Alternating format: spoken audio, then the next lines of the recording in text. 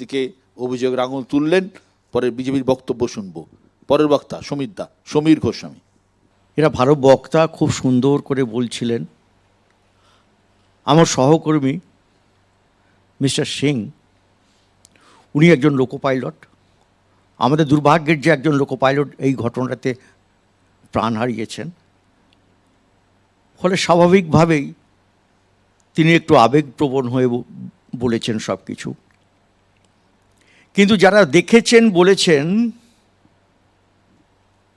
এতক্ষণ আলোচনা মুদ্রার একটা পিঠ দেখে আলোচনা হচ্ছে, একটু তো অপর দিকটাও দেখতে হবে। আপনারা একটু আগেই বললেন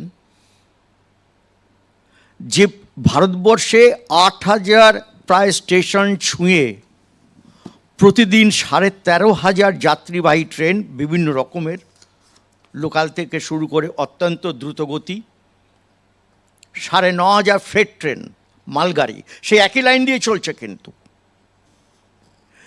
প্রায় 69,000 রুট কিলোমিটার, ট্র্যাক কিলোমিটার বুঝতে পারছেন অনেকাংশে বেশি হবে, কারণ একটা রুটে অনেকগুলো ট্র্যাক থাকে। তো এর ওপর দিয়ে যখন চলছে, প্রতিদিন প্রায় 25 কোটি লোক যাতায়াত করছে আসা যাওয়া নিয়ে সর্বত্র, সে লোকালে হোক দূরপাল্লার ট্রেনেই হোক। অনেক মাল পরিবহিত হচ্ছে। কিন্তু একটা জিনিস আমরা কি ভেবে দেখছি, আজকে দুর্ঘটনাটা ঘটে গেছে একটা, কিন্তু সেই মুহূর্তেও মনে রাখতে হবে যে ভারতের সমগ্র ভারতবর্ষের অন্যান্য প্রান্তে কিন্তু তখনও ট্রেন চলাচল করছিল, তখনও ট্রেন চলাচল বজায় ছিল। একটা দুর্ঘটনা ঘটে গেছে অত্যন্ত দুঃখের, আমি এটাকে সাফাই গাওয়ার জন্য বলছি না, কিন্তু ভারতবর্ষের বাইরে বিদেশের ট্রেনেও তো দুর্ঘটনা ঘটে, আপনারা জানেন, সংবাদ মাধ্যমে দেখেন বা পড়েন, এটাও অজুহাত দেওয়া যাবে না। কিন্তু ট্রেন দুর্ঘটনা হঠাৎ হয়ে যায়। আমরা যখন তুলনা করছি এখানে, বলছি কাঞ্চনজঙ্ঘার সঙ্গে করমণ্ডল 1 বছর আগে ঘটে গেছে, কিন্তু তার সঙ্গে কি প্রতিদিন তারপরেতে ঘটনা ঘটেছে? আগের চেয়ে আমাদের পারফরমেন্স সেফটির ক্ষেত্রে অনেকাংশে বেড়েছে এবং দুর্ঘটনার হার যার জন্যে কমে গেছে। অপারেটিং রেশিও আপনারা যদি বলেন এখন 98 পয়েন্ট সামান্য কিছু বেশি।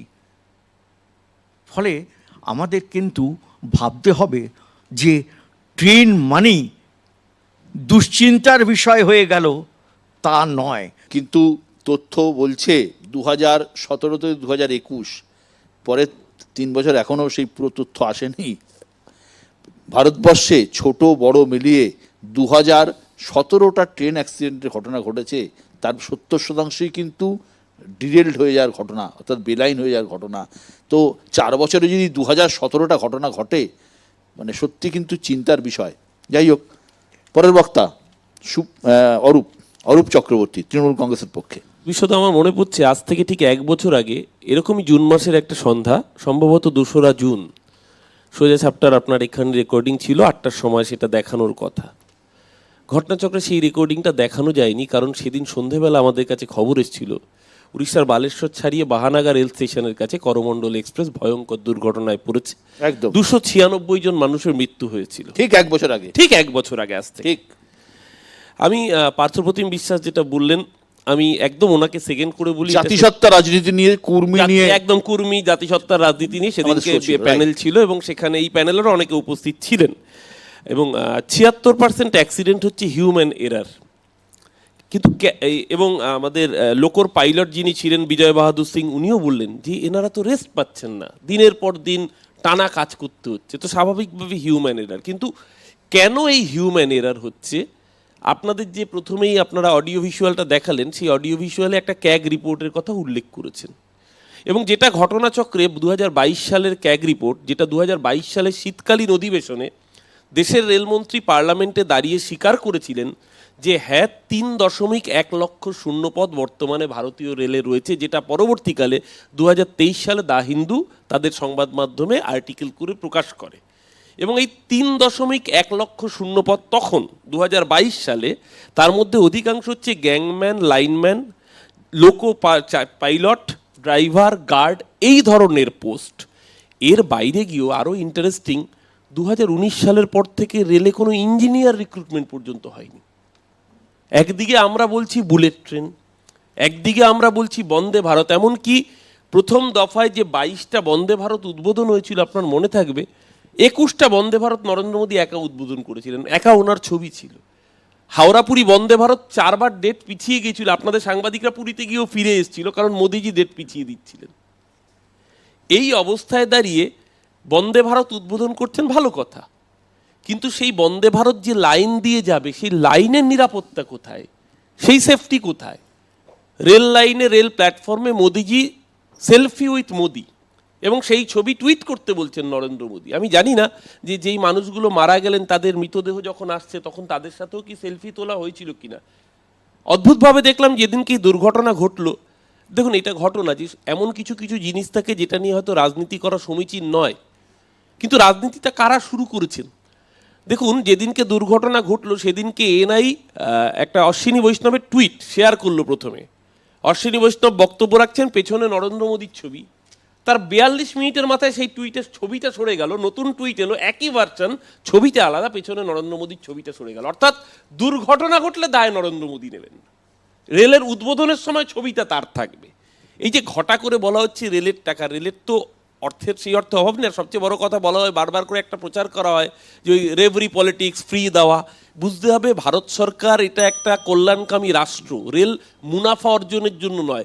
রেলের মুশকিলটা হচ্ছে রেলের মুনাফাটা অর্জন করবে আদানিরা, রেলের মুনাফাটা অর্জন করবে পুঁজিপতিরা, আর তার গুণাগার দেবে দেশের সাধারণ মানুষ। অমৃত স্টেশন তৈরি হচ্ছে, বিশ্বদা, অমৃত স্টেশন কেন তৈরি হবে? কারণ সেই স্টেশনের বরাত আদানির মতো কর্পোরেটরা পাবে। মানুষের স্বার্থে রেলের পরিষেবা, প্রযুক্তি এবং লাইনের ডেভেলপমেন্ট, সর্বোপরি যে বিপুল সংখ্যায় কর্মী সংকোচন, সেটা অবিলম্বে নজর দিক কেন্দ্রীয় সরকার। রেল মুনাফার থেকে বেশি পরিষেবার দিকে নজর দিক, তাহলেই দেশের মানুষ নিরাপদ হয়ে হাফ ছেড়ে বাঁচবে। ধন্যবাদ। অরূপ চক্রবর্তী তৃণমূল কংগ্রেসের পক্ষে বললেন, অরূপ চক্রবর্তী বিজেপির পক্ষে সুদীপ্ত গুহ। বক্তব্যের প্রথম শুরুতে আমি বলি যে ভারতবর্ষে প্রথম সেফটি নিয়ে প্রথম টেন্ডার রেল কত সালে করেছে? 2021। তার আগে ভারতবর্ষে রেল সেফটি নিয়ে কোনো প্রকল্পে কোনো টেন্ডার কেন করা হয়নি? কারণ টেকনোলজি ছিল না। টেকনোলজি কেন ছিল না? টেকনোলজি ছিল না এই কারণে, কারণ এই ব্যাপারে 2012-তে প্রথমবার একটা সিস্টেম চালাতে গিয়ে সেই টেস্টিংয়ে সেই ব্যাপারটা ফেল করে যায়। 12 থেকে 14 গভর্নমেন্ট বসেছিল, 14 পর নতুন সরকার আসার পর আবার এই নিয়ে গবেষণা শুরু হয়। বিভিন্ন স্টেজে আপনারা জানেন তার অ্যাপ্রুভাল দরকার, সেই অ্যাপ্রুভাল হতে হতে 2021-এ প্রথমবার আমাদের দেশে। কিন্তু রেল কবে শুরু হয়েছে? আপনি বললেন 1853। আচ্ছা আমি ছেড়ে দিলাম 1947, সেটাও ছেড়ে দিলাম। অ্যারাউন্ড 1980 সালের পর থেকে স্কাডা টেকনোলজি সারা পৃথিবীতে, ড্যাম থেকে আপনি হুভার্স ড্যাম বলুন, আপনি কুয়ালালামপুর এয়ারপোর্ট থেকে আপনি কুয়ালালামপুর শহরে যান, সেখানকার রেল সেই স্কাডা টেকনোলজিতে আছে। এই স্যার জানেন ব্যাপারটা, যেটা ইভেন আমাদের এই রেলে ইউজ করা হচ্ছে। ভারতবর্ষে 2000 সাল থেকে রেলে স্কাডা টেকনোলজি ইউজ করা হচ্ছে, 2000 সাল থেকে ডিএমআরসি ইউজ করছে। তাহলে কেন 2021 পর্যন্ত আমাদের ওয়েট করতে হলো? ঘটনা হচ্ছে যে এর আগে যখন নাকি এই রেলের বাজেট ঘটা করে মানে পেশ করা হতো, সেটা একটা পলিটিক্যাল হাতিয়ার ছিল। বিভিন্ন জায়গায় বিভিন্ন রেল যেখানে কোনো দরকার ছিল না, এটা একটা নিজেদের পাবলিসিটির জন্য রেলকে ইউজ করা হতো। কোনোদিন রেল সেফটি নিয়ে ভাবা হয়নি। আমাদের আগে 67 বছর কি করেছে বিভিন্ন সরকার আমাদের আসার আগে কি করেছে আমাদের আগে বিভিন্ন সরকার? এটা তো শুরু করা উচিত ছিল 1980 থেকে। এই টেকনোলজি তো এই না। আমাদের দেশে আইআইটি নিয়ে গর্ববোধ করে আমাদের কংগ্রেসিরা। আমি বলুন 1950 সাল থেকে আইআইটি আছে। আইআইটিকে শুধুমাত্র আমেরিকায় লেবার পাঠানোর জন্য তৈরি হয়েছিল। কেন সেই আইআইটিতে গবেষণা করা হয়নি? যাদবপুর বিশ্ববিদ্যালয় এখানে বসে আছে, যাদবপুর বিশ্ববিদ্যালয়কে শুধুমাত্র হোক কলরব করে একজন মাস্টারমশাইকে ভিক্টিমাইজ করার জন্য? তারা কেন এখানে গবেষণা করেননি?